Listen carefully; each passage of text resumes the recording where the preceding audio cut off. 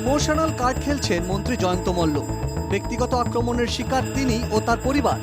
রাজনীতিতে ব্যক্তিগত আক্রমণ অশোভন।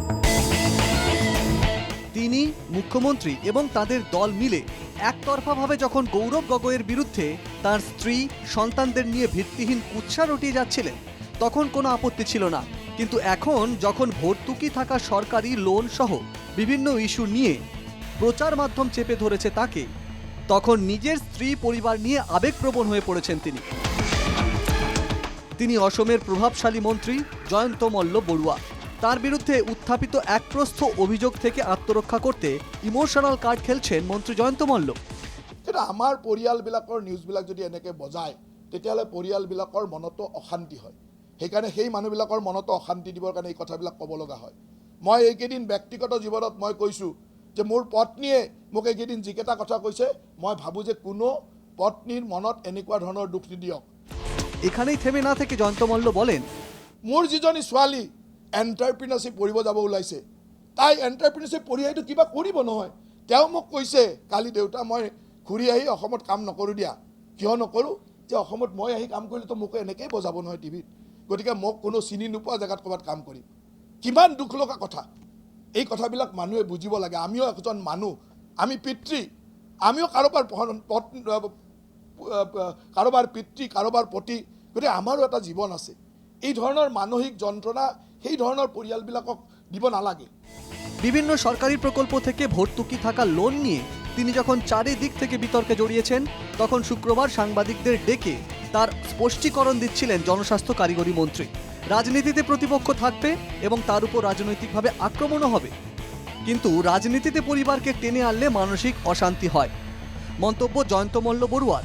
সংবাদ মাধ্যমের একাংশ এবং বিরোধী দল কংগ্রেস মিলে সেটা করছে বলেও আক্ষেপ প্রকাশ করেন তিনি। তাহলে কি রাজনীতিতে পরিবারকে টেনে আনা ঠিক নয়? এই কিছুদিন আগেও এটা জানতেন না জয়ন্ত? এই কিছুদিন আগেও জোরহাটের সাংসদ তথা বর্তমান প্রদেশ কংগ্রেস সভাপতি গৌরব গগৈকে নিয়ে ঠিক কি বলেছিলেন জয়ন্ত মল্ল, এবার শুনে নেওয়া যাক।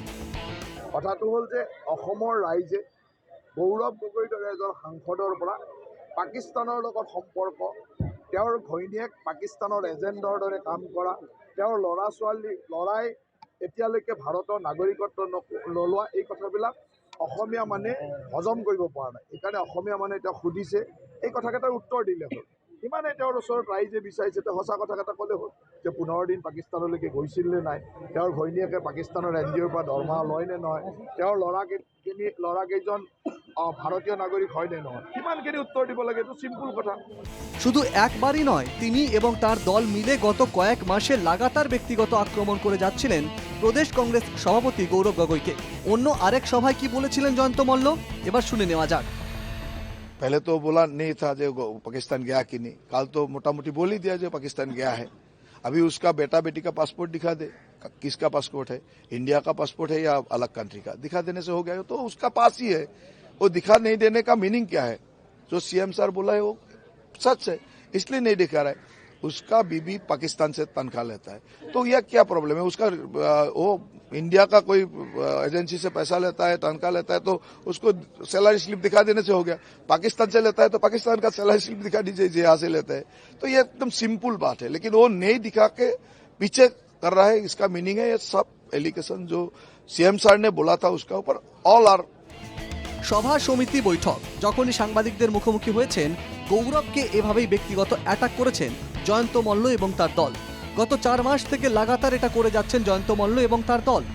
শুধু জয়ন্ত মল্লই নয়, জলসম্পদ মন্ত্রী পীযূষ হাজরিকা, মরিয়নির বিধায়ক রূপজ্যোতি কুর্মী, কেন্দ্রীয় বিদেশ প্রতিমন্ত্রী পবিত্র মার্ঘেরিটা, এমনকি খোদ মুখ্যমন্ত্রী হিমন্ত বিশ্ব শর্মাও লাগাতার ব্যক্তিগত আক্রমণ করে গেছেন গৌরবকে।